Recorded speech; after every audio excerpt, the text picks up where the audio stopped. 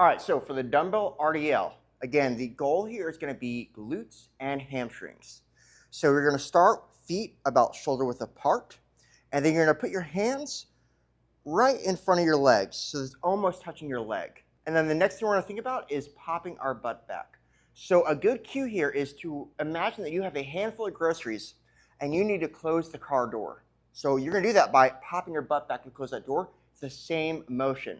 So a squat is an up and down motion, and RDL is a back and forth motion.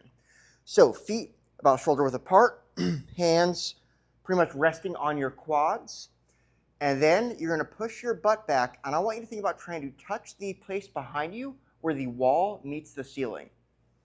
So butt back, butt back.